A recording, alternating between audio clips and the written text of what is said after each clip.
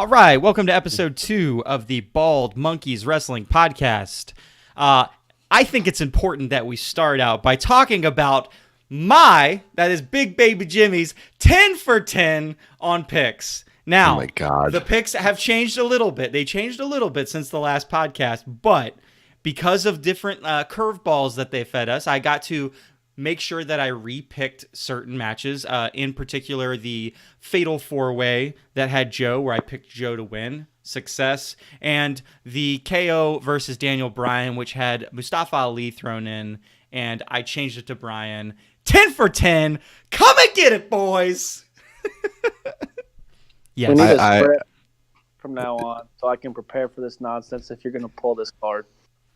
Boycott. This is ridiculous. You cannot say that you got all 10 right when you switched that you had KO originally and switched to Daniel Bryan. I'm sorry. Didn't you pick like Ray or Andrade and then you switched it to Joe?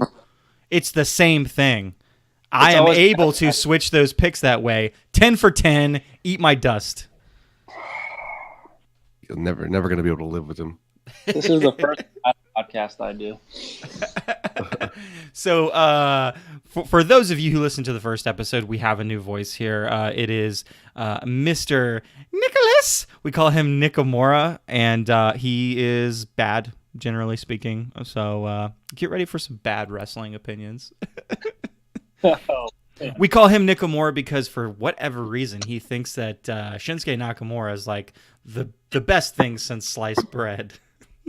You mean you're going to tell me he's not? But that's fine. All right. Not particularly, but so let's go ahead and go through Fastlane a little bit.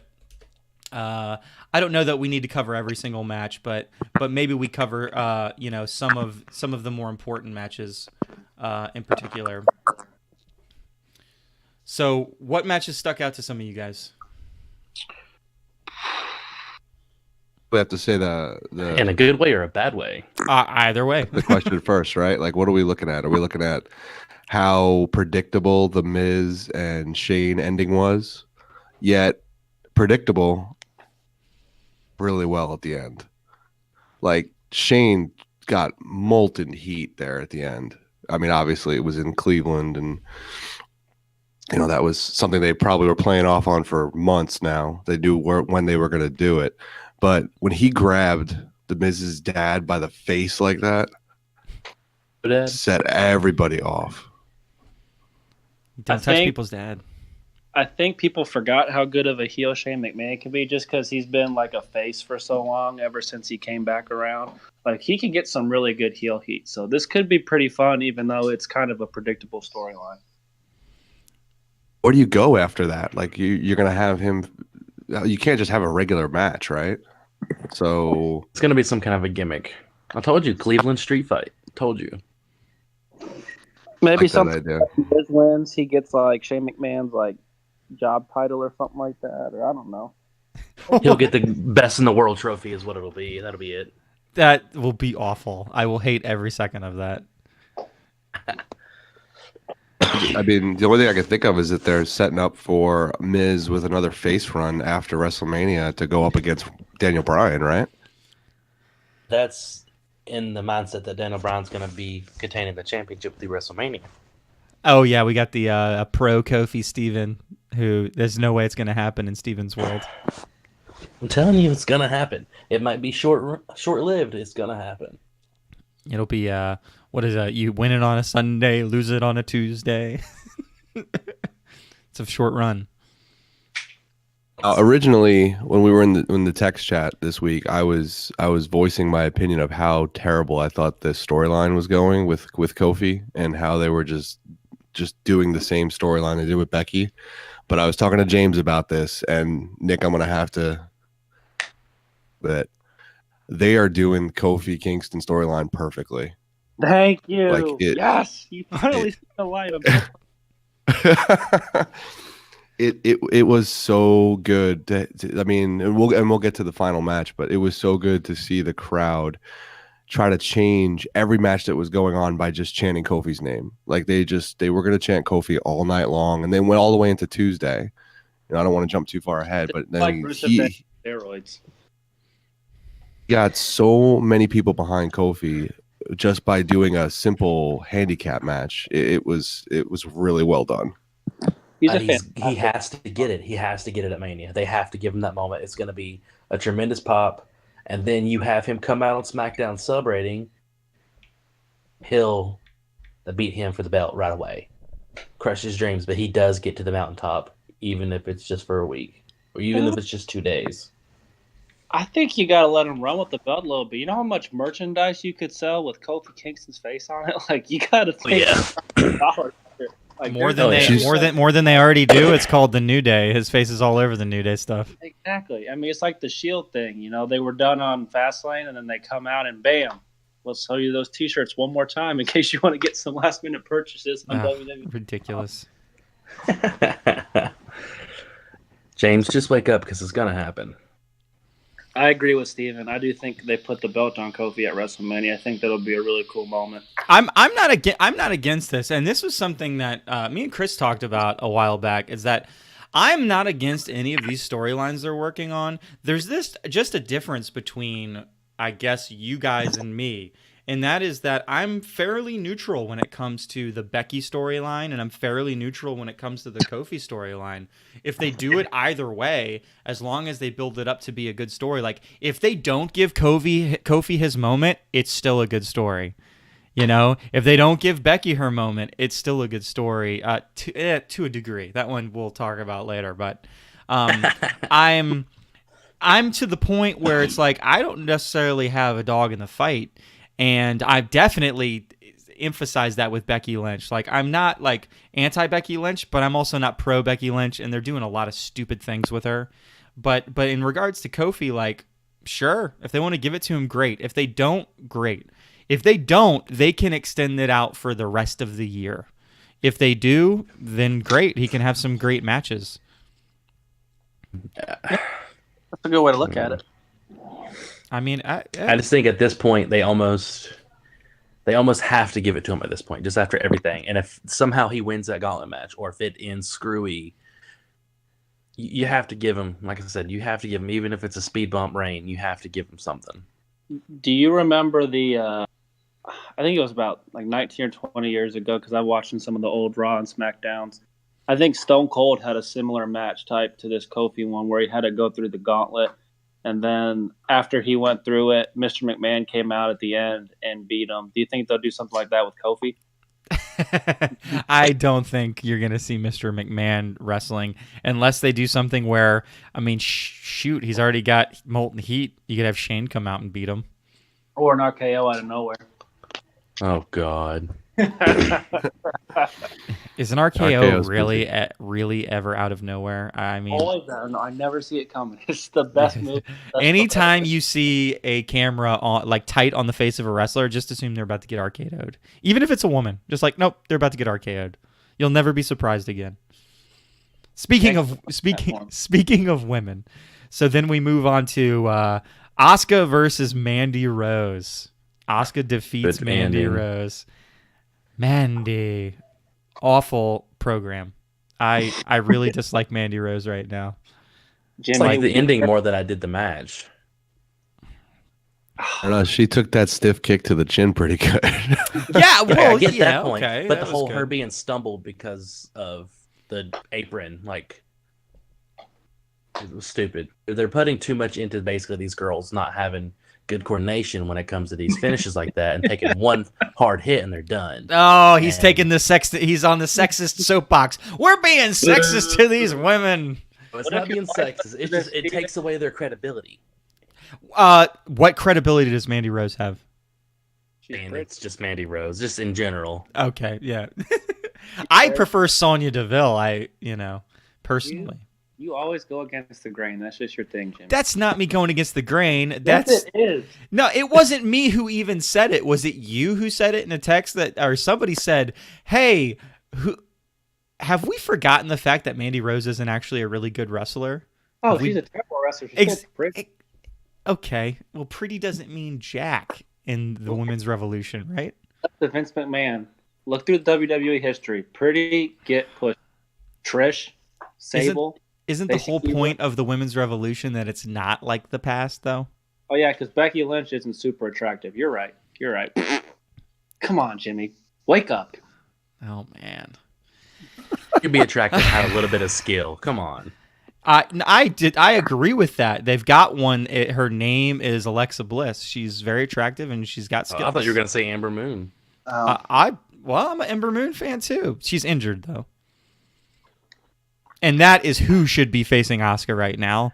If I There's can't rumors. There's rumors. I can't imagine. I mean, that would be like the program, right? Yeah. That's the best thing they could put out there right now because there's nobody else on that roster right now that can really keep up with Asuka. Or you can rewatch it on WWE or NXT days. Excuse me. They do like to bring somebody back from injury and flip flop them shows, so it could be very easy to pull her back and put her on SmackDown. Well, you've already pretty much flip flopped. You know, you got Becky and Charlotte running double shows when you know that they're Raw people. They just haven't said they're Raw people yet. Well, I think we talked about this that one night when I was in town and we went out for beers. Like, the women's revolution's great, but there's like 7 or 8 women wrestlers in a league of their own, and then everyone else just really isn't up to par. So there's only so much you can do when there's only, you have 7 or 8 really good in-ring workers, decent on the mic, and then everyone else is kind of That kind of creates some. So. That's the issue they're having with the women's tag teams right now. 100%. As long as the belts don't go iconic. Oh, Billy Kay. Jeez. It was a good. Hey, I'll give them this. Their pre-show promo, the Iconics. Like, I like when they come out and do their promos because they're so annoying and they play great heels, right? It's when they get in between the ropes and they got to wrestle a match. It's like, I just don't know. I just don't know if they could carry this for 20 minutes. Like, could you see the Iconics going 20 minutes against anybody? It's easy. You have Billie Kay go in there, get her ass kicked, get thrown out of the ring, and then you have them work on Peyton Royce, and then have Peyton Royce flip and work on, I mean, there's ways you can do it. You're basically saying if your big issue is that you think Billie Kay can't, step up to the plate, so to speak, then you find creative ways of eliminating her out of the match, and then you let Peyton Royce kind of take the lead. It's your best competition for the other tag. I mean, that's the problem with the tag division. Yeah, they who's were the next ready. best one? Who's the next best tag team? Sure, they're on NXT. There's just pick 2 random girls from NXT, and that's better. That's the thing. Like, they never gave the girls time to build teams, build some chemistry in the ring. That's the whole reason why NXT is so good. They have all this time to build chemistry, and they put these tag titles out there in an elimination chamber match that they weren't ready for. I mean, there was a couple decent spots in there, but as a match as a whole, it was terrible. And now we're going into tag title matches that don't have any stipulation, and with no stipulation, the match was bad. It was a bad match with a lot of botches. You know what was funny about that Elimination Chamber match? They knew it was a bad idea because they've done it before with the men, and it was a horrible match. When they had the tag team Elimination Chamber match, it was bad. So how did they think it was suddenly going to get better with women? Put some stipulation on it. Come on. It's like Chris was saying, there's no legitimate other team sport, so it was just you had Sasha and Bailey, and then nobody. Who else was going to win it other than I think, and I've got to take a step back. I hate to take a little bit of a step back, but if you're looking at Billie Kay and Peyton Royce, and you're saying that they're a good competition, I would come back and say that probably Mandy Rose and Sonya Deville are better competition. Again, do I think Mandy Rose is great? No. Is she better than Billie Kay? Yes. Those are the last 2, and they were in the chamber. So yeah, I mean, they actually had the most time in the chamber too. With Sonya them, can wrestle a little bit. I think she's just not very good on the mic, and Mandy's a good heel, but not much of an in-ring. So I get why they're. Sonya's actually got some chemistry with Asuka too. That's the funny part. They've got chemistry back from NXT days. She can wrestle a little bit, but you're right. Her mic skills are just not there. But Yeah. a pretty good promo on EC3. All right, so I'm going to push us through a little bit. So now we get to, we already kind of talked about Kofi a little bit. The squash was a squash. I mean, it was just a necessary thing to push forward the story, and it was good. It was good. You know, he, like he said, he never promised that he was going to be in the triple threat match. He just said that, you know. A triple threat match. Yeah. And it was. And it was. But so then you move on to the Revival versus Bobby Roode and Chad Gable versus Aleister Black and Ricochet, which I thought started out a little bit slow, but once it kind of got into it, it was a pretty decent match. Thoughts? Match. Gable, as usual, looks awesome. I mean, Chad Gable is not getting the credit that he deserves. I think, whether it be singles, tag team, I think if they could build a character around that guy, I think that guy would be the next Kurt Angle. I mean, he's goofy. He's got decent mic skills, and he's got great in-ring skills. I don't understand why they're not even looking at him, to be honest.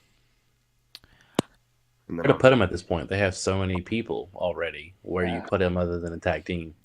But why is he taking the pins, though? Why wouldn't they have Rude take that pin? Yeah. That's been my argument with the whole thing, too. Because Rude doesn't need to look strong at this point in his career. Unless they're going to push him as a singles person in a few months, there's no point in him not getting pinned at all. Well, he should be taking pins so he can turn heel because he's a much more captivating heel than he is a face. So why not put him in a position where he's taking all the pins and, I don't know, you can build a heel turn off of anything, really. I mean, with him not taking the pins, he could turn heel on Chad by not getting tired of Chad getting pinned every single time. Yeah, that's angle. Definitely the easy way to do it. And I guess they're going for the easy way. Thoughts on the Revival? I think they're boring, to be honest. I agree. I disagree with both of you. You're wrong.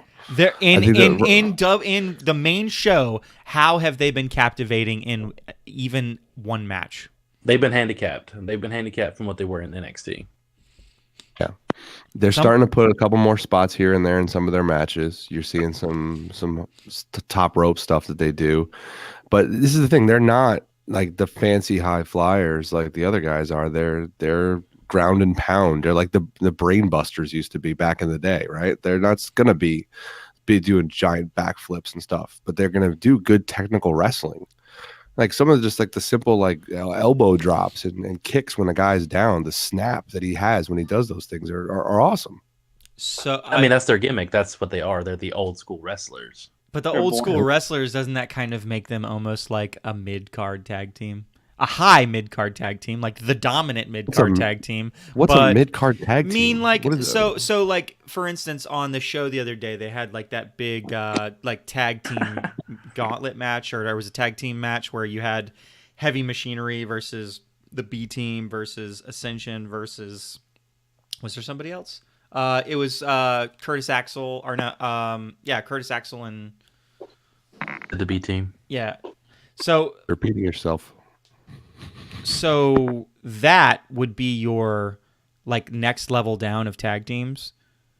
And you're basically, I would call them your mid-card tag teams. And so they would be the overly dominant mid-card tag team that can sometimes have an A showing. But in this new world of wrestling that we're in, I don't know. I mean, it's sad that people kind of get used to a little bit of the risk and stuff like that. So when you have good technical wrestling, people don't enjoy that, I guess. They don't commit to the storytelling that is a wrestling match sometimes. I mean, you can speak to that as well as I can when we went to that house show in Asheville. And it was Buddy Murphy versus, was it Cedric Alexander? Cedric Alexander. Yeah. And there was literally a woman behind us going, "This is boring." And it was like, what are you talking about? It was because it started slow, but that's what, like, you know, the storytelling of a wrestling match. It was a great match.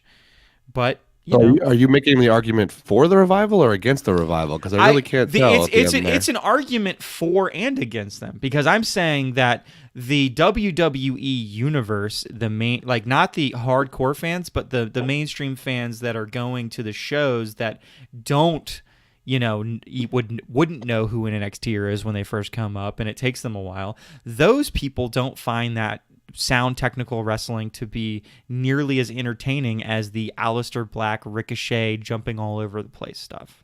And I love that. And now I'll jump in, because at first I didn't understand the Aleister Black Ricochet tag team. I thought they just didn't know how to like put them in creative. Like Vince wanted them up, but they had nothing for them to do, so they made them this tag team. But did you guys watch NXT last night on Wednesday? Did you watch their match against the Forgotten Sons? That was a good one. Not the Forgotten Sons. DIY. They faced DIY. Excuse me. But Talking about last week, yeah. That was a really good match. Like, that was a fantastic match, and they get more chemistry each week. And you're starting to see how they kind of like build off each other. Like when Ricochet does that little backflip into his little pose thing he does, where he like reaches for the mic, like Mr. Kennedy used to do. Or when Aleister Black does the flip off the ropes, he does like the sit down. They did it together in unison this time, and then they had a little smirk. Like, I don't know. I love it when they do that in unison, by the way. It looks so cool. Like, I think they're growing on me, and I think they deserve a push as a tag team, and I don't think I would have said that like a month ago or 3 weeks ago whenever they started, because I thought it was a dumb idea just to throw them as a tag team because they had nothing else for them, but it's actually working out a little bit. It's an interesting way to introduce them without having to push just one at a time, right? You could kind of push them at the same time, let them be a tag team for a little while. They don't necessarily have to win a title, but you're pushing them onto the main show and giving them exposure onto the main show. You're learning their character. The crowd's getting behind them. I mean, the crowd's really getting behind them lately. And then, when they're all done with this tag team run, they can kind of go about their own thing. And all of a sudden now you got two guys who have been pushed without really taking the time to have two separate storylines. You're putting them in the same storyline to get them pushed. So it's kind of a creative way to get them both up there. And Aleister Black has a lot of potential for a lot of stories. Like, I think he could be really, if used correctly, you could do a lot of different things with him, with some of the talent you have up, like the Sanities of the world and Bray Wyatt. Luke Harper's now back. You could do a lot with Aleister Black if you really thought outside the box. Well, I was saying last week, I think he has the potential of being the next, like, kind of Undertaker type character if you played the storyline right and you kind of moved him to being kind of like a darker presence or something like that. I agree. So yeah, I mean, I think perfectly good match. So moving down the card, now we get to we'll go to the fatal four-way match for the United States title. Samoa Joe versus Andrade versus R-Truth versus Rey Mysterio.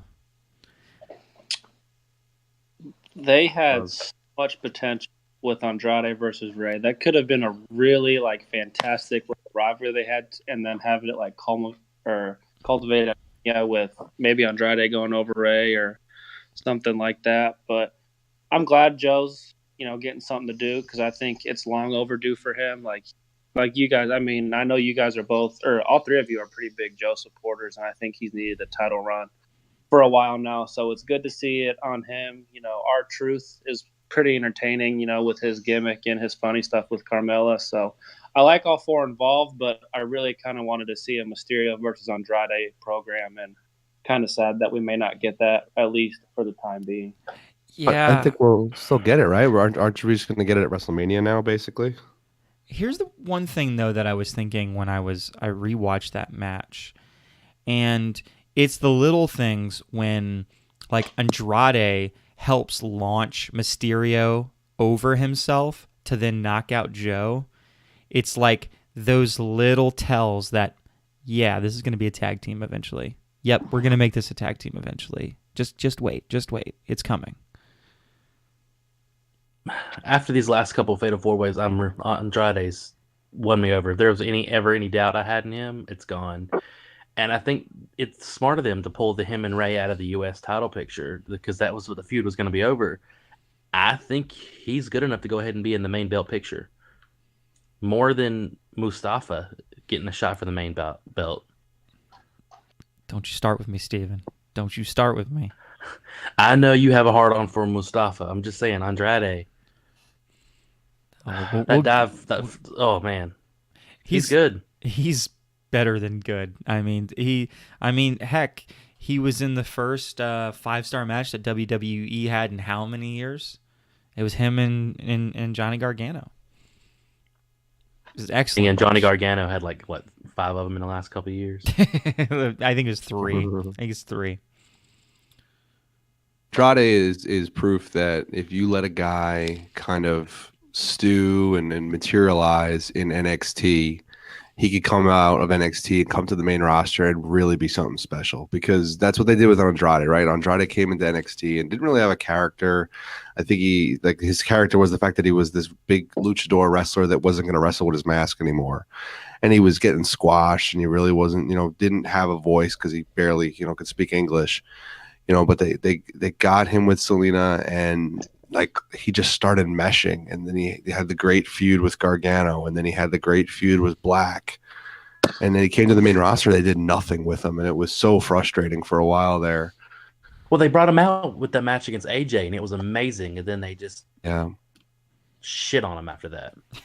It's like that was the teaser, right? That was the intro. It's like, and maybe that's something they learned now with these NXT call-ups. Don't necessarily need to be just one guy coming up and pushing that one guy. I mean, look at EC3. That guy's just dying, like in the back, doing nothing. But oh my gosh. But they brought up the other 4 guys, and they were just going to let them tag team wrestle. And all of a sudden, the tag team wrestling like elevated everybody. I mean, look at McIntyre. He's cooled off so much in the last like month or two, and when he first came up, like everyone thought he was going to get a title push. Like until Monday. I mean, that's my thing. I would agree with you until Monday, and then I don't know. I don't know that I agree with you anymore on that. Vince has the boys. There's too much talent. Like there's just too many good wrestlers. You can only push so many at one time. Well, that's true. Well, they rushed those. They rushed Corbin, Lashley, and McIntyre together to have somebody to face the Shield at Fastlane, so they can get the Shield together for Fastlane, right? So they rushed them together so they can have a match. When that match ended, that was the end of that trio, right? They're done. Like we're not going to see those 3 again. I think you'll see them at WrestleMania, but that's neither here nor there. The Shield? Yeah. I'm talking about Corbin, Lashley, and McIntyre. Oh, those 3. Yeah. I hope not, because I'm over them. I think that's what they just got them, because remember, they were away. They weren't together. Then they were together. And now they're, then they brought them back together for Fastlane. They kind of did a flip-flop where the storyline had ended with them being together, and then they came back because of the Shield. I guess while we're on the topic, what did we think of that match that they had with the Shield? Match, I feel like it was. I don't know if it was good. I don't know if it was bad. It was just a typical Shield match, chaos, right? The spot with Rollins out of the crowd was great. I think the Superman punch needs to be retired. I don't think it's a good move anymore. I think he needs to find another secondary move, because it doesn't make any sense to me when he does that. Like, it doesn't even look good. It doesn't even look like it's powerful. Doesn't get you all turned up when Michael Cole yells, "Superman punch!" I like the Superman punch better than the spear. Like, I think the spear is just a tackle.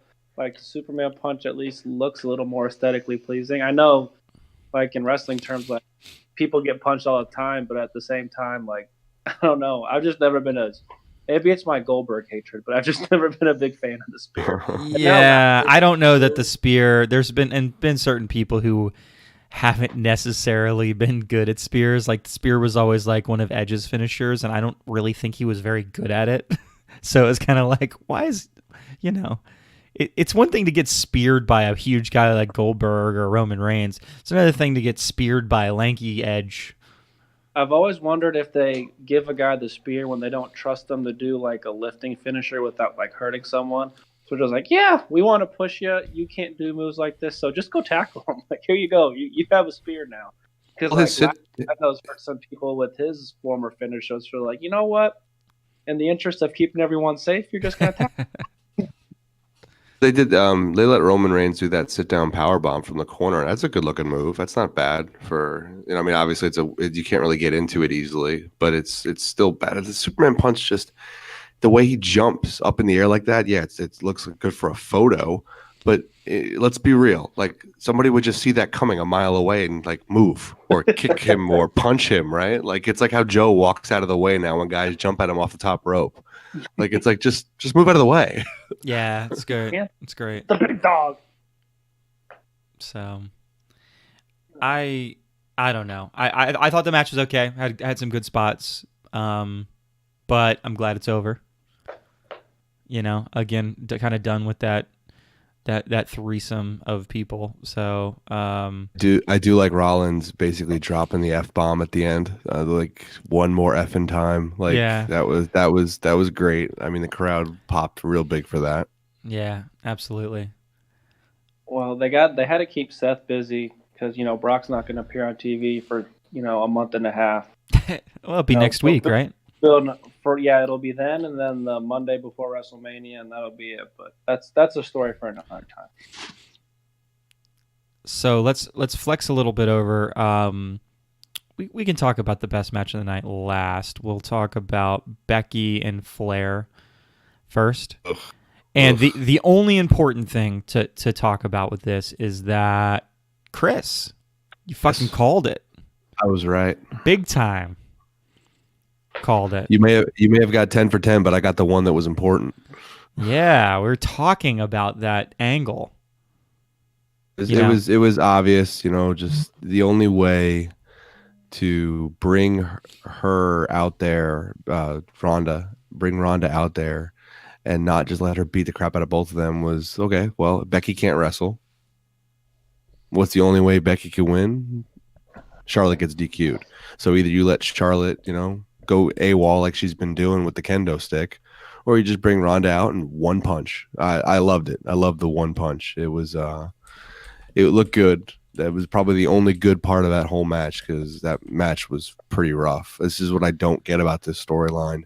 How are you going to have Becky in WrestleMania, pretending her knee is hurt for an entire match? Thing like, I know WWE creative doesn't have enough good writing for 2 full months of a story, but what the intro? I mean, I just don't get it. Like, I just don't get how this is helping the story advance. Like, it just it looks stupid. Like she comes out the crutch.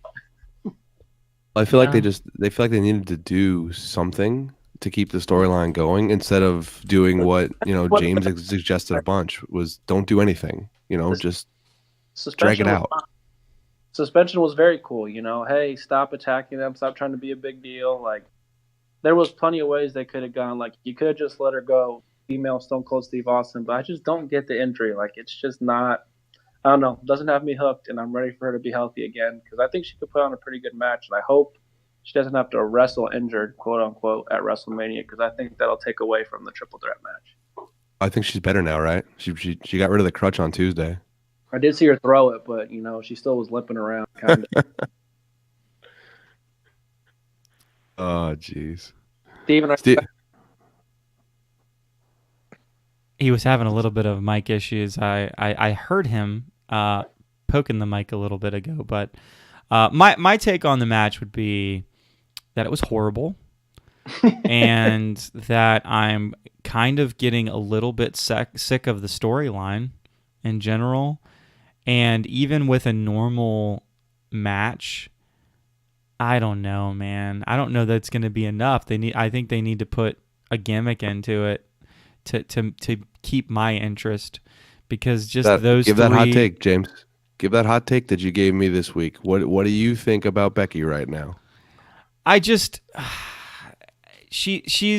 they've made too many mistakes with her. I'm just not on board. They've kind of killed the character in my eyes. I mean, how am I wrong about that? Like, I understand that she's over, but when I don't know all these little turns here and there, it's just like there's so many things they could have done so much better. But instead of doing the whole absence makes the heart fonder, it's like that's why she literally shouldn't be on the show until WrestleMania. Like, I don't want to see her. I guarantee you I'll like her by WrestleMania, but if she comes on every single week and it's the same old bullshit, I'm just not interested anymore.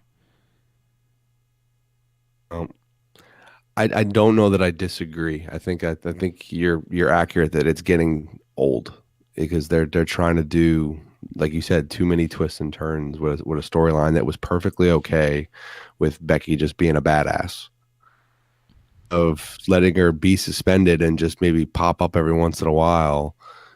They had to give her a weird knee injury that she's faking for this long. That was not the now best. all of a sudden is okay. Okay, can you hear me now? Yes, sir. Yep. Awesome. Go ahead, give us What your about take Becky? on Charlotte. Right? Becky. He had to sit there and listen to all the Becky hate I was throwing. I'm sure he's got something to say. No. Actually, I get it. They dropped the ball trying to keep way too many people happy in this. Vince thought it wouldn't be worth anything without Charlotte, so they started pushing the angle to pull Charlotte into it. Everything blew up without her, but they already had everything in motion. And once Vince makes his mind up on something, I don't know that that's the problem. I don't know that the and I of course was against a long time ago. I was very against them making it a triple threat. It's unnecessary to make it a triple threat match. However, once they did, it was what it was, and Charlotte Flair's been off the chain. The only part of that match that was actually good, other than the DQ that Rousey did, was at the beginning when she's just sitting there taunting Becky the whole time, because she's just a good heel. It just works for me when she plays the heel. I don't mind her being the heel. I'm just saying the whole mindset, like the original thought of it, doesn't need to be a triple threat match. She wasn't needed for it, but they didn't have faith that Ronda and Becky could do it without somebody who already had the name, who already got the pop. The woo, no matter if she's a face or heel, is gonna get a pop. I'm not sure that they could have done a good match. Quick question. If Becky doesn't break her nose and Charlotte's not in that Survivor Series match, do we even have the triple threat match? Do you think Charlotte would have won it? Or, do you think Rumble if Becky didn't break her face? Yeah, do you think it would have just been a one-on-one? And since Charlotte did that at Survivor Series and basically did everything Becky did when she turned or tried to turn, I don't know. I don't think if Becky breaks her nose, I think we get a one-on-one. Maybe. I think he's right. I think if she doesn't break her nose, I think we still get Becky and Ronda, but I think we get Charlotte Asuka too. And I think that's why they had to scramble for Asuka right now, because they were going to put her with Charlotte again at WrestleMania in almost like a rematch. Yeah. I want to take a step back though, since my mic was messed up when you were talking about the Superman punch for a second. Because it's terrible. I agree. I think it's stupid. It's overdone. They should get rid of it. But at the same time, if they get rid of that as one of his big moves, you kind of have to get rid of the phenomenal forearm by AJ Styles for the same aspect as you're just jumping and hitting somebody in the face. He's flying in the air. It's not the same thing. It's not the same. He's flying off of the top rope. Roman Reigns is not flying off the if Roman Reigns did a Superman punch and he flew off the top rope, it would be a cool move. I want to see a Superman punch springboard. Yeah. With Joe moving out of the way, move out of the way of the Superman punch. He could move out of the way of the phenomenal forearm. The same way to defend against the punch is the same definition of how you get away from the phenomenal forearm.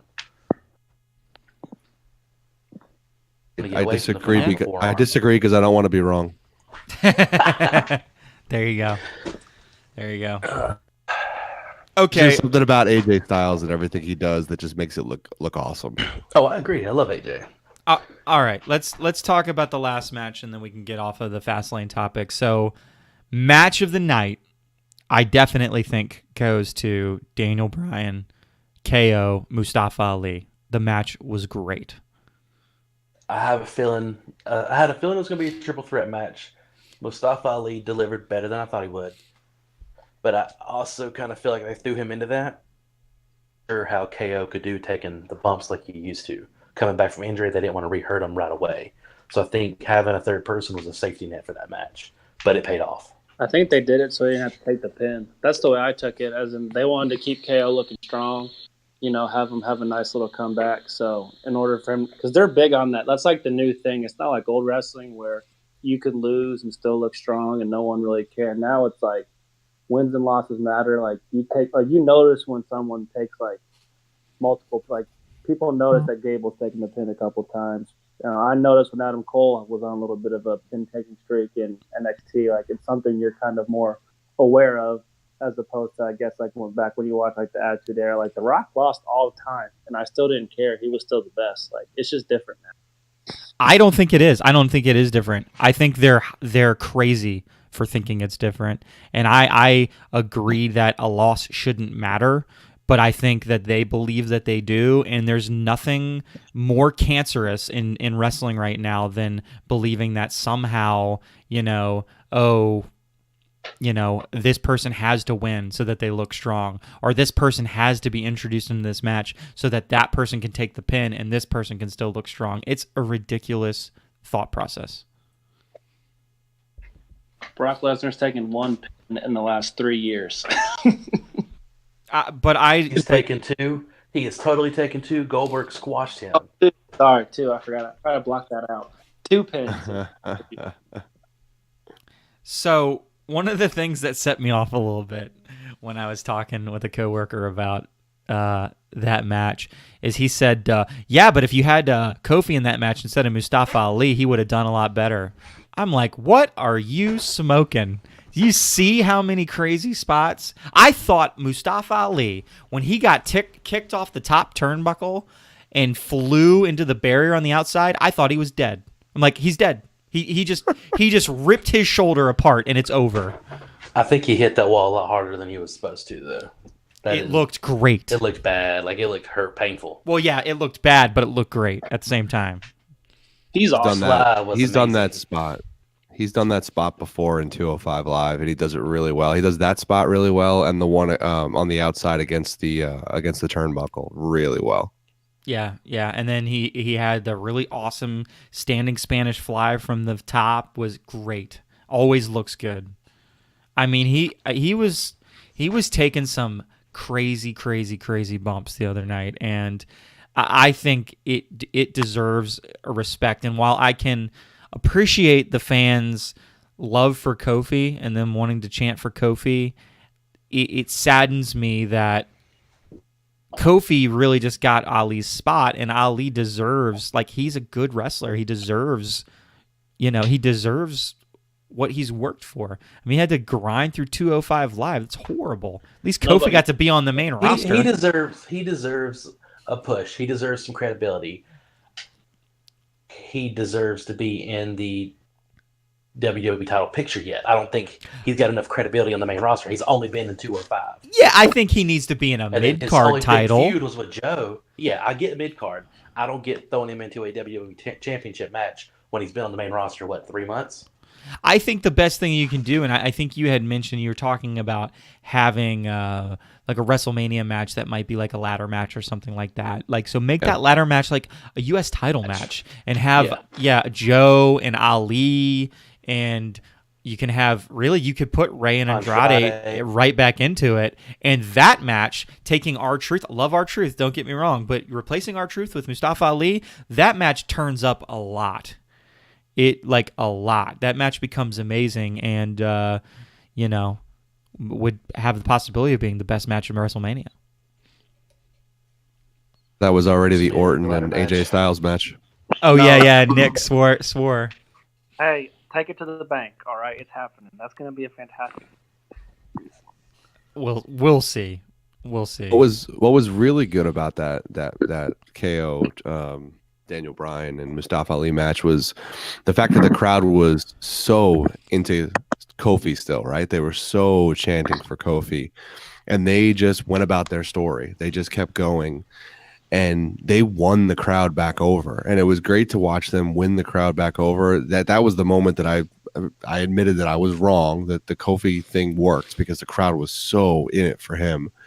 But because they didn't have the crowd at first. They had to sit there and wait for the crowd to pay attention to the fact that they were having a great match, and they were putting themselves out there with some. And Daniel Bryan's taken some pretty big bumps lately for a guy that wasn't supposed to wrestle ever again.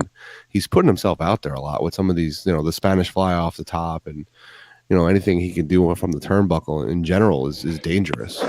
Not to mention they should start calling him Hamburger Chest. The chops he takes. I think he's just that fair. And every time he gets touched, it just turns really red. I don't understand how.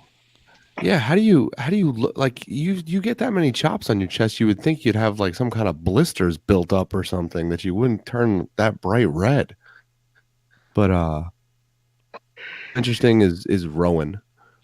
Rowan, we always knew he was a big guy, but like it seems like Rowan in this character with Daniel Bryan, like his face, like palm choke slam is actually like, okay, cool, like we get this now. Like, yeah, he's a big dude. He wears, heavy metal T-shirts all the time, and he loves the earth. Great. Oh my God, I was wearing the Amon Amarth shirt the one time. Yeah, I love it. But that's the thing. It's like randomly now we like Rowan's good. Like I don't know. We always kind of like he was big, but I don't know that he was ever good. But this character, for some reason, he's kind of like other than his other characters. It's better than the Bludgeon Brothers. That Bludgeon Brothers thing didn't work. They had a couple good spots, but yeah, it didn't work very well. So it was a good end to the pay-per-view. I mean, it was a good pay-per-view. Yeah, it was a great pay-per-view. For a non-major pay-per-view, it's about as good as they get right now. I was honestly surprised because Fastlane's not exactly a pay-per-view that we're like waiting for or expect much from. You don't expect much movement or changes, and we didn't get any changes, but at the same time, we actually got decent stories and some decent matches mixed in with some botches. Yeah. So then we fast forward to the next day, and then we're starting on Raw, and Raw opens up with Shield coming out, doing kind of their like farewell address, and then Roman Reigns and Dean Ambrose leaving the ring so that Seth can cut his promo for, prepping to face Brock Lesnar. What are we thinking about that general match? Paul Heyman's the best. He really is such a. I think Brock Lesnar would be a big enough, without Paul Heyman, but he does make it a bigger deal than like what it might be without him. So I get why they have him there. But I'm pretty excited for this match. Even if Seth loses, I think Seth Rollins is a guy Brock Lesnar will work for. He'll give him kind of like he did with Finn, 10, 15 minutes. Seth will get some offense in. And I hope they just let him go one-on-one. I hope they don't try any Shield stuff. At WrestleMania where Roman or Dean come in. I hope they don't do any of that. I hope whoever wins clean or without the help of Paul Heyman. And I don't think it's the one thing that caught me on Monday was they kept saying it was the main event. So does that mean they're doing co-main events with Becky, Ronda, and Flair, or are they changing plans and is this going to close the show?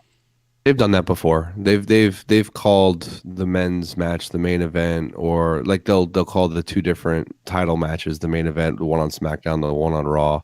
They'll always call it. It doesn't necessarily mean it closes the show. So I don't think that's telling as to them not letting them close the show. The Becky and Rousey and Charlotte. I think it's just for that brand, right? That Raw brand title. It's like if you're in the final three matches, you're in the main event. Yeah. Well, I guess it'd be 4 if you got all the women's titles. I guess though to go back to my little thing that I was saying about Becky, it's like, hey, you know what? They could swap it up and have Brock Lesnar and Seth Rollins be the main event. I don't know that I would care. That doesn't make a difference to anything. They'll put on a good match. It's a safer bet. The women's one could be more memorable and it'd be a bigger deal as far as, mainstream media. First time a women's match ever closes out WrestleMania. But I think the Seth and Brock match, you'll know you'll get a good match, and you'll get a good story, and No, the just rest of the Shield's going to be involved in some capacity. Steven, don't Depends do on the that. finish. You don't mean that. It very well could be. I mean, it's not out of the realm of possibility. I think it's so important for Seth Rollins to win because I don't like the singular story that it looks like when you have Brock Lesnar win. And then if Seth wins, there's so many storylines I can think of that can come out of that are all interesting. You have to keep it interesting. I mean, wrestling isn't nearly as interesting when Brock Lesnar is the Universal Championship or champion, in my opinion. If Seth wins, you can immediately turn that into a heel Roman going after Seth because Seth did what Roman couldn't do at WrestleMania in his first attempt. Yeah. And that's the reason why they finished the show, because what do you want at the end of WrestleMania? You want that one last shot before the camera goes off, right? So what's that one last really epic shot at the end of WrestleMania? It's Roman standing over Seth Rollins because Roman just turned for the first time. Unless you're going for the feel-good ending moment, which is Becky standing over top of both people that she's just destroyed. Oh, I think the feel-good moment, if you end with it, would be Kofi holding the belt up if you're going to go for feel-good, not Becky. Make that argument too. You can make that argument, yeah. I think Brock losing his title should be a moment that they use to that should be this wrestler's defining moment in his career at this point. When Seth beats Brock, if that's the thing that they go with, I don't think that Seth's defining moment. It'll always be when he cashed in his Money in the Bank at WrestleMania 31. Becky winning over Charlotte and Rousey, I think that would be her career defining moment. It's always been one of, Charlotte's always been the main push in the 4 horsewomen in the women's revolution or whatever. I think that'd be a big moment for Becky. And Kofi being the first African American WWE champ, that'd be a memorable moment. But I don't think Seth beating Brock actually would be the biggest moment because he's already had bigger WrestleMania moments, a lot bigger. Yeah. I mean, Well, we'll have to wait and find out what they want to do. I mean, you could even get the point to guys like Zack Ryder, who was sitting on top of the ladder and he had his moment, and it's moments can happen anytime during WrestleMania. It's a 12-hour show. You got plenty of time. Of what's the last moment, and yeah, Seth's moment in San Francisco or Santa Clara was bigger than anything that I think they could think up this year. I mean, there's no Money in the Bank right now, so there's really no big cash in they can do unless they just do a complete swerve and Roman Reigns gets inserted into the match. Last second, you put Reigns in the match. I think you a triple threat or a handicap with Dean and Roman versus McIntyre, and Roman turns on Dean, and then later in the night he turns on Seth. Dean's got to go out on a loss, right? Because Dean's leaving. Well, we'll agree to disagree on that one He's not going as anywhere. per usual. Any other storylines you guys are looking at in Raw that are interesting to you guys right now? I found it interesting that Finn Balor lost the Intercontinental title. It's a very sketchy thing that could mean a million things, whether or not it's just a setup for another Intercontinental match or if they've got plans for Finn Balor doing something else, which, God, please don't be the one thing. What's the one thing? Undertaker. Demon versus Undertaker? I will turn the television off. Pee break match? Yes. Yeah, no, Hillbilly Fry match. That's a cooking dinner match because both of their entrances will take forever. I know. That's bitter match like that. Yes, the last WrestleMania, I was cooking something and it took me the whole John Cena Undertaker match to do it. I don't like him dropping the title 3 weeks before Mania when you could have just let him hold on to it, let everybody come chase him for it. it's a weird storyline that now we got Lashley with the belt again. Like, where are you putting Lashley? You're putting Lashley in some kind of match or something, and you're putting Finn in a match against Taker. I don't understand the direction they're going with it. With only 3 weeks or so till Mania, Could be Kurt Angle versus Finn. Work? That I think sounds somebody against Kurt who he's got more of a history with. Cena Kurt makes all the sense in the world. yes. Cena Kurt makes all the sense in the world. I don't love the idea of Cena coming back for another match, but you know what? Cena came back with ruthless aggression. Cena came in with ruthless aggression. He should send Kurt out with ruthless aggression. It makes sense. It'd be a decent match. They can be old and do suplexes together. There's gonna be enough old suplexes in the Batista Triple H match. Like this is getting ridiculous. Like I don't want to see these guys. A 12-hour show, man. They got to fill it up. Spine buster. Well, but that's what I was talking about on the last pod was that, these nostalgia matches, they're starting to build up, like even after the last time. Then what's the next one? Oh, Natalya and Beth Phoenix versus Nia and Tamina. Like that's going to be a WrestleMania match. Like shoot me in the head. I think it'll be Natalya and Beth Phoenix versus the Boss and Hug at WrestleMania. That might be worse. I think they'll knock off Nia and Tamina for the number one contender spot on Raw the Monday before WrestleMania.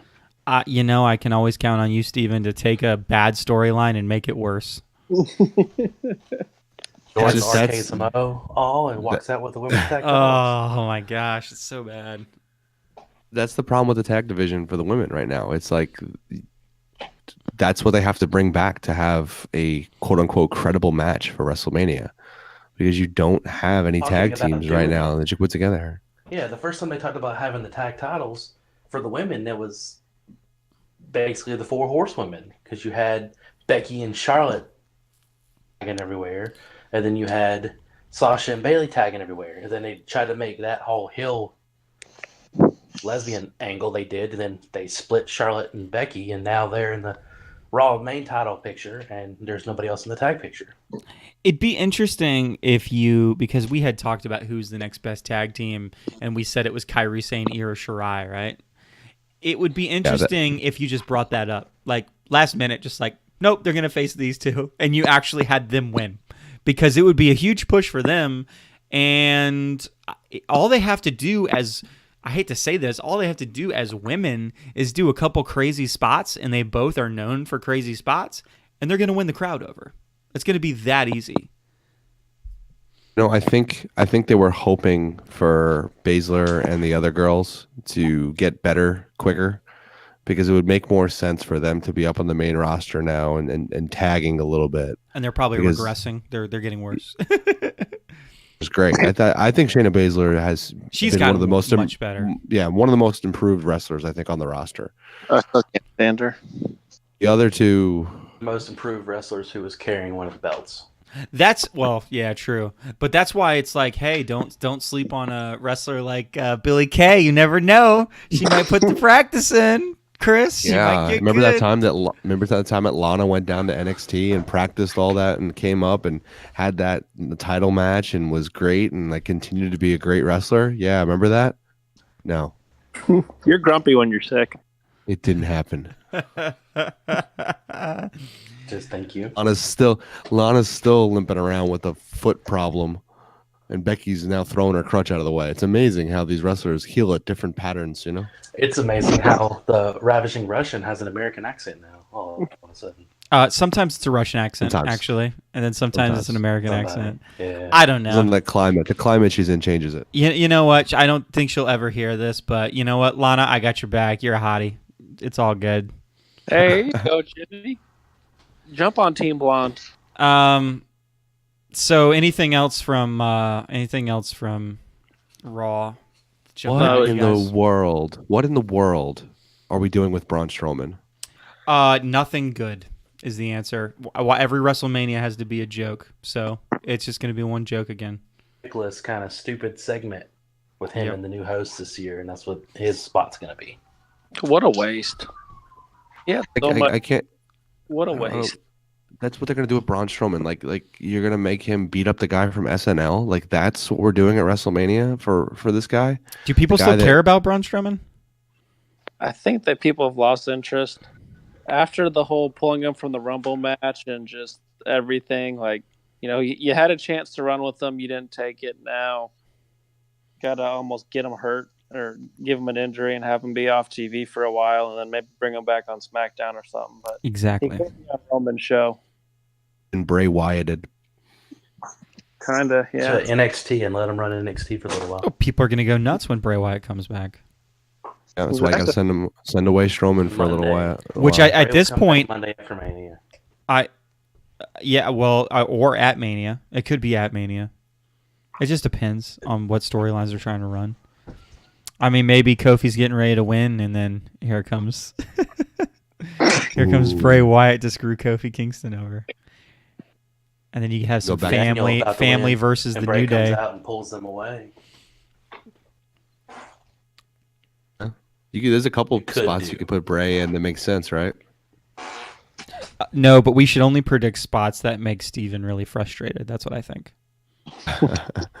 Bray comes in and gives Sister Abigail to Becky and lays Charlotte on top of Becky. Oh my gosh. Actually, that would be kind of a hysterical storyline.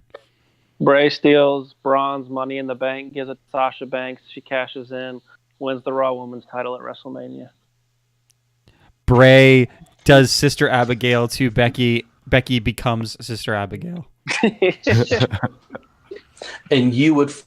She became Sister Abigail, and they pushed her as Sister Abigail. I would and love. you would. Oh my god, I'd be so pro Becky Lynch at that point. I'd be like, oh my god, Sister Ab. It's the one thing I've always wanted. It's like I'm glad that he got what was it? He got sick or whatever right before they tried to right before he did that Sister Abigail thing, because I was like, no, don't make Sister Abigail be a cross-dressing thing. Like, come on, because that has Vince written Be a perfect all over thing. it. They It's could like, have no, Vince. one of the female girls start having like a split personality thing. They could Bailey. or split personality be Bailey. Nikki Cross was the perfect Sister Abigail. No, Bailey. Somebody who you wouldn't expect. That's who they need to do it with. I could see that. I think it would make it better. Now, can Bailey do it? I have no idea. I don't think so. But she's a good wrestler, but her character is just one character. Hypothetically speaking, for Moon back as Sister Abigail. I would not be opposed to that. I'd be a little bit weird, but I mean, you never know. I mean, you don't have to. When you say the family, you don't have to push it as if the family's blood related. It's like cultish. You know what I mean? So that's the family as a cult. So it doesn't really matter what you look like. About Bray Wyatt. So, any other takeaways from Raw? Let's get to SmackDown. Raw sucks. The only one thing I want to touch on with Raw, and it's something that I had mentioned earlier that Nick had said, is he said something about being tired with McIntyre's character, something like that. I think McIntyre redeemed himself at the end of Raw fighting Dean. He looked really good at the end of Raw. He always looks good, and so did Braun. But what do you do with that character? Like, well, Brock but it's you need that monster. You need the bad. Well, it's the setup for a monster versus monster match. I mean, it's going to be Roman versus McIntyre, obviously at WrestleMania, but they're just building for it, and it looks good. For what though? Like, what's that match for? Like, it just doesn't. I think have they saved meaning. that. Yeah, I think they saved that match. I think you're going to see SummerSlam. McIntyre or Dean or McIntyre and Braun, or you're not going to get Reigns and McIntyre now. That's a title match down the line. Universal title match. I think Maybe, but McIntyre goes in as the champion at SummerSlam.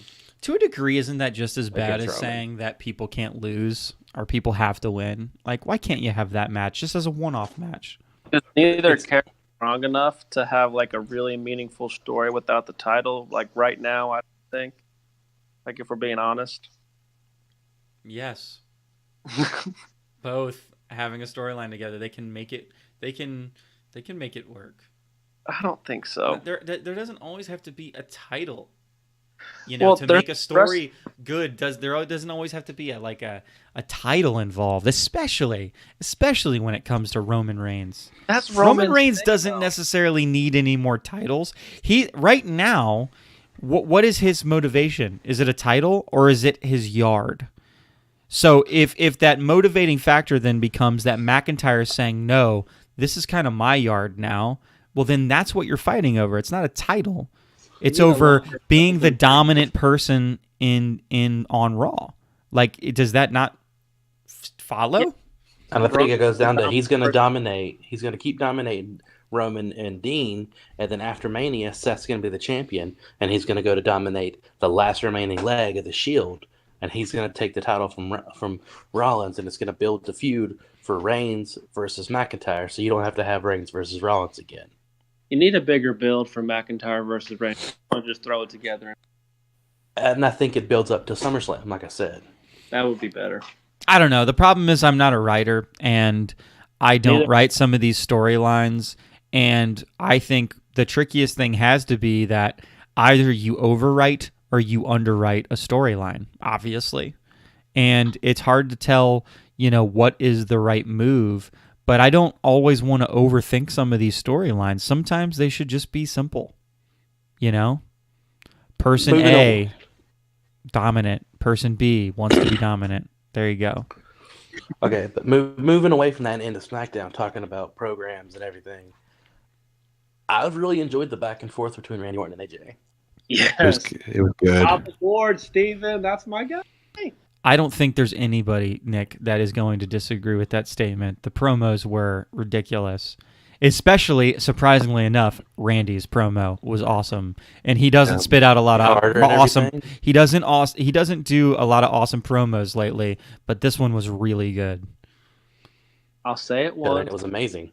And I'll say it again if I have Promos do not make a match, Nick. Shut your mouth. When Randy Orton wants to be, he can be one of the most entertaining wrestlers in the history of the business. Like, he's so gifted and so fantastic.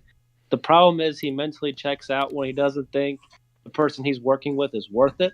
And that's kind of been a problem in his whole career. But, I mean, who better to bring the best out of Randy Orton than maybe the best in-ring worker that we've ever been alive to see is AJ Styles.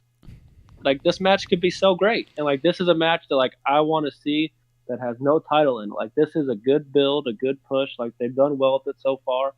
Like, I wasn't, like, being sarcastic. Like, I really do think this is going to be the best match of WrestleMania. This could be, has the potential to be, like, maybe a Michaels Taker the first round was. Yep. But it's not even like I think. It's you've already locked that shit in. And everybody here can back me up on that. We've seen the messages. He's locked it in.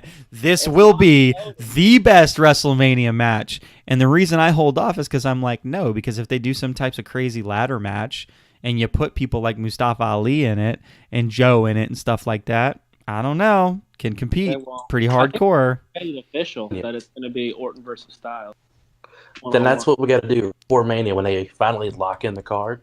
We all have to pick what's going to be the match of the night. I've already absolutely. already told you. Yeah, he. Oh, are you doing the whole Paul Heyman thing? And that's not a prediction. That's a spoiler. You're welcome. You're very. He's full of it, man. You'll see. You'll all see. Oh God! It is good to see them do some in-ring promos and build a story. And build a story quickly, because obviously we all knew that was kind of what they were fishing for was Orton and Styles, and they put it together in a matter of a week or so, and we're already talking about it, right? We're talking about how great the promo was, and now they have weeks now to kind of build up to it. Yeah, it'll be interesting to see what they do. They don't have to have these little matches at each other for it because you can rest up. Because the last I heard, AJ still has a hernia that they're trying not to have him get too hurt before Mania. He doesn't have to wrestle to build this program. Just let them jab at each other. He's so good at being a heel. Like, there's not much better. This is the way they should be doing the Becky thing, right? They don't have to physically do anything. They just need to bark at each other for weeks and build the storyline that way. You know, they were doing that for a while with Becky, and then all of a sudden they felt like they had to have some physicality to it. And now Becky's, trying to figure out how to not limp anymore. When in doubt, crutch it out. I mean, she literally was just in. So going right into that, like she comes out, she throws the crutch, she walks down with less of a limp. She was literally in a figure 8 the night, 2 nights before. And she's up on the ropes, bouncing up and down, like all of a sudden that she's not so hurt anymore. It's like, garbage. Like we know it's a story. We know it's bad story. Entertainment. It's entertainment, right? But like work it a little bit better than that. Like, well, I mean, the first night it happened, she sold the wrong knee and had to switch. I don't know. The injury was just not. It just didn't need to be a part of the story. Like the story would have been more fantastic if they didn't do an injury thing and just did a, she keeps attacking people. She just stone colds it. She keeps doing what they told her not to do. They suspend her, but she keeps doing it anyway. Ronda and Charlotte get pissed. They want her in the match so they can beat her ass. They ruined that a long time ago, though. They ruined that a long time ago. Like we mentioned this on the last podcast when she apologized. It ruined everything from the get-go. A very simple story to write. Like the story would have wrote itself, and they added too many bells and whistles. It's just hopefully when they do the little package, they just cut out a lot of that. They just show her like attacking them and things like that. Because the story is it's been overdone. An interesting thing. Let me take one step back real quick because you reminded me of something in Raw that I actually did want to talk about just for a bit. And it has to do with 2 promos, both of which I liked, both that happened at the same time. Ronda Rousey and, surprisingly, Dana Brooke. Dana Brooke cut a pretty good faced promo before she got the crap kicked out of her by Ronda Rousey. Ronda Rousey has been doing these pissed off promos, and they've been working for me. Personally. Now, do I like her wrestling style? Not so much. Do I like it when she talks to the crowd a lot? Not so much, although I loved the line like when she was getting ready to do the armbar and she said, pay $60 for a pay-per-view, and then throws her arm down. Love it. Great line. A lot of Dana Brooks' promo kind of came from all their frustration because she's been saying some mad shit about all of them all over the line. And I think some of it's scripted, but some of it in the last couple of weeks is not. I think there's heat on Ronda.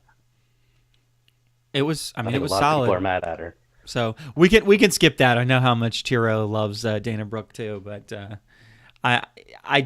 I wanted to shout next it out tag team bit. champions, Dana Brooke and Billie Kay. I just wanted the Dana to. Brooke thing was a little rushed too, because she didn't even have makeup or nothing on. They just ran her out there in tights. Yeah, but she delivered. Surprisingly enough, she delivered. I mean, that the whole segment worked. She was a lamb. She was a lamb being led out to slaughter. That was the only reason she was out there, was to just get her ass kicked. Of course, it happens all the time. And she made the most of it. Yeah, she was a great fucking lamb. Dana Brooke, if you're listening, you were a great lamb. I appreciate you. Just because they don't listen to them. That's 2. That's 2 blondes, right? That's 2 blondes, Nick? 2 blondes, yeah. Keep up the good work, Jimmy. I don't know. I like the story. I think the wrestlers like Rousey. I think they're going a little over the top with the calling wrestling fake, obviously, but I like that she's like, I will literally break your arm. Like, I have the capabilities to break your freaking arm. Like, I don't know. I think she's just much better as a heel, too, than as a face, because, the baddest woman on the planet is not someone that should be kissing babies. She should be breaking arms. So I like this for Rousey, too. She's doing a good job, and Brooke did a good job of playing the, I'm going to step up to you and show you that we're not blah, blah, blah, and then getting her ass kicked, taking bumps like a champ. Shane cut a good side heel. Of the ring kind of looked like it hurt her arm. Shane cut himself a good heel promo on SmackDown. I know we had mentioned that before. We hadn't gotten to the SmackDown yet. Cut a pretty decent potato promo. Face. He called his dad a potato face. I know, so good. It's good stuff like that. And Shane as a heel is good. Best in the world, yes. But I'd like match. Like it can't just be a regular match. I like the Cleveland Street fight idea from Steven. That's a good idea. But again, after that match, who goes over? Does if Miz goes over, now you have Miz the face after WrestleMania going into a program with Daniel Bryan. It's got to be Daniel Bryan. Yes, that's Kofi can't win if the Miz is a face. I can't imagine Shane winning that match either. I mean, he's the guy who always goes into WrestleMania to lose matches. Undertaker streak, is that what you're saying? I mean, basically, I mean, think about it. I mean, think about the last Sure, couple times that he had Hell in a Cell matches, right? Lost to Sure, at WrestleMania with Daniel Bryan. Undertaker, jumping off a cage. Everything KO match is built for the next match, right? Every storyline is segued into another storyline. And if you're going to keep Miz as this face, figure out a way to turn him back to go against Kofi. I don't understand what they're going to do with the Miz after WrestleMania. It's going to be Daniel Bryan coming out of WrestleMania with the belt. Or to Steven's point, maybe Kofi can win, but then lose. It gets screwed out of it on Tuesday. But then you don't take Kofi completely out of the story that way. I mean, I think Kofi continues to get a push. Maybe right now. Maybe you have Miz go to whatever show has because you're also talking about WrestleMania, and then there's going to be a shakeup not that long after it. So you don't have to look at it as like, oh, well, this is what's he going to do against the person who's got the SmackDown Championship. That's not totally accurate. He could go after Bobby Lashley. He'd go after Bobby Lashley. Get his Intercontinental title back. I don't know if I love that. I don't know that makes too much sense. I don't know. I don't think the Miz makes sense as a face. He's too good of a heel. It's like KO. Like KO, the Miz, these guys are great heels. And they should be heels. I'm glad you brought up KO because I got a question about what they're going to do with him. Because my original thought was at that Fastlane match, to keep the belt on Bryan, I thought Sami Zayn was going to come back and jump KO because I know they want to push KO as a face and have Sami Zayn jump him and, have a match with them at WrestleMania because, I don't know, I didn't think, you rush KO back, you're not just going to put the title on him. And, that would make sense to have a Zayn KO match would be fantastic. But what do you do with KO? He didn't come back. They protected him from getting the pin. They put it on Ali. What do you do with Kevin Owens at WrestleMania? Does he have a match? I think he makes sense to put in, that kind of fatal four-way-ish type of a match. So you get the ladder match, some kind of ladder match or something, right? Yeah. Oh yeah. So let's take out Rey Mysterio from that match that I had pitched before. What if it's Samoa Joe, Mustafa Ali, Andrade, and KO? Is that a good match? Yeah. I mean, that makes sense. I mean, obviously, if Sami Zayn is back, then that something changes, but.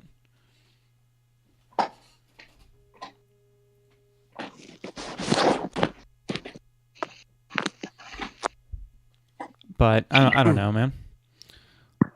So Steven disappeared. He didn't like what we were talking about. Yeah, that guy and his Becky Lynch love. Sasha Banks. Sasha Banks love. I don't know. Yeah, it makes sense to make a match like that and have some kind of ladder match. It always goes off well at WrestleMania. It seems like that needs to be at WrestleMania all the time. Some type of ladder match. It's just going to be a question of, do you put the U.S. title over there or the Intercontinental title in that match? I liked it better when the Money in the Bank match was at WrestleMania. I get the pay-per-view, a good idea, but it was more fun when it was at WrestleMania. And you can do that still. There's still enough time to all of a sudden just throw a Money in the Bank match together. I don't like it. I don't like it because it's gotten too big. Because when you add women into it, it gets too big. It needs a pay-per-view on its own. You sexist pig. Is that me being sexist against who? What are you talking about? You're weird, man. Oh, how about the New Day coming out and just beating everybody up? No, that's a bad idea too. I mean, they just did it. I'm talking about them doing it on SmackDown. It's not a bad idea. They did it. Rusev and That wasn't my Nakamura, point. they come out and they just beat everybody up because it was that the Bar and Shinsuke with Rusev, which I over that whole Rusev Nakamura tag team against Black, Ricochet, and the Hardy Boys, because they're obviously building some. Maybe they're just building towards a tag match at WrestleMania, right? Maybe some kind of ladder tag match like they did a couple WrestleManias ago. Send the Hardy Boys out in style. The Young Bucks come in. We're being realistic. The Young Bucks are not coming. Yeah. I know, but like what? The thing you never knew is that Vince McMahon actually funded AEW, and he owns all those wrestlers. Oh my god. Yeah, I don't think that's happening. It'd be a heck of a swerve. The way the Usos cut their promo, it just seems like that's the direction they're going. They talked about each tag team and what they had going for them. The only tricky part is what do you do with Black and Ricochet if you're going to have them on NXT, because they're still promoting them as NXT guys. When Black comes out to his music, the logo on the screen is still NXT. So they're not officially all the way up yet. I think it's soon, but they're not officially all the way up yet. Just need to make NXT third show and 3 main shows, but that's a debate for another podcast when we got more time. Yeah, a lot of time for that, because that's a whole roster switch up on that, and you throw guys down to NXT, and it helps those guys get pushed. Well, we've been talking for about an hour and 20 minutes, so what I think maybe we should do here and start to get into the habit at the end is maybe go through each of us and tell a storyline that we kind of wish that they would push towards. Okay. How about That's you, a good idea. you, Nick? What's a storyline that you've been hoping for that you want them to do? Well, I kind of already said it with the KO Zayn thing, but since that's just not really feasible at all, if Zayn's not 100% healthy yet. Well, it doesn't matter if something's feasible or not. Well, then that would be it, because I think KO deserves a meaningful WrestleMania match, and while the Fatal 4, it'd be a fine match. Like, there's nothing wrong with that. I would really enjoy like a KO Zayn, like Zayn being the heel, KO being the face, and you could, make it. I know they already did the no holds barred on the Batista Triple H match, which I personally can't wait for. But I don't know. I think you could do a lot with the KO Zayn. Throw in some chairs, throw in some cool spots. Only problem is you just don't have enough time to really, build it now with such a, you were so close to WrestleMania. But I think that would have been a good one to do. Yeah, absolutely. How about you, Chris? No, I talked about it a while ago, and I think that triple threat match at Mania needs a stipulation. We talk about how the Becky thing is kind of wearing on us. We're not really interested anymore. Rousey's interesting in this character she's in, and Charlotte's always a great heel, but I wish they would put a stipulation on that match. It's something different they've never done before. I'd love to see them try to do an Iron Man match at WrestleMania with 3 people. It's something that they've never done. It's something the women could put a staple on and say that we were the first to do it. And I think it would add to that storyline. They all have submission holds. It could be a situation where you're getting down to the end and it's all tied up, or somebody gets a quick one in the beginning and everybody else is playing catch up. I think it could add to it, and I think they could work a storyline in over the next few weeks where each one of them is talking about how the other one has or hasn't tapped out or hasn't quit or keeps fighting for everything they need to get in the WWE.